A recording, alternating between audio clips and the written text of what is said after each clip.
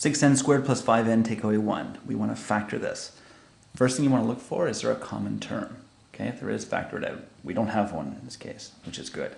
Then you want to look to see if it's a perfect square trinomial. Like we see it has 3 terms, so it's a trinomial. Is it a perfect square trinomial? It's not. Is it an a equals 1? It's not. So we're stuck using the a is not equal to 1 polynomial factoring method, which we call decomposition or PSF.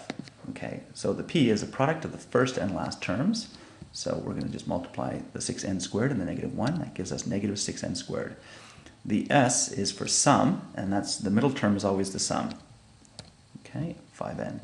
And then the factors are, we're looking for the factors of negative 6n that add up to give us 5.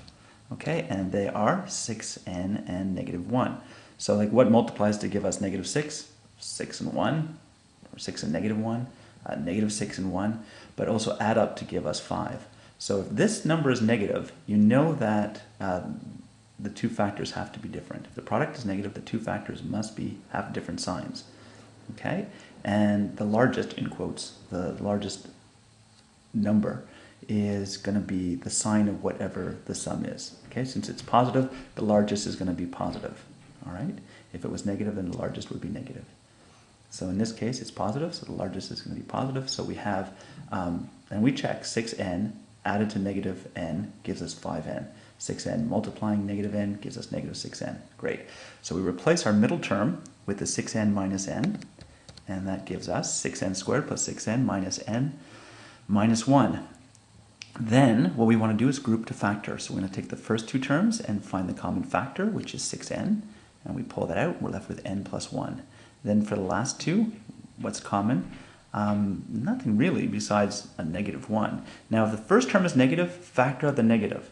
All right, it'll make things work. If you don't, you'll end up getting like n plus 1 plus 1 times n times negative n minus 1. It'll be very confusing, so don't do that. What we're after is that what's in the brackets here and here are identical. If they're not identical, then you've made a mistake. Okay? Now, because they're identical, I'm going to factor them out. And I get n plus 1. I'm left with the 6n and the minus 1. Okay? And that's it. We've fully factored, and the result is n plus 1, 6n minus 1. Have a good day.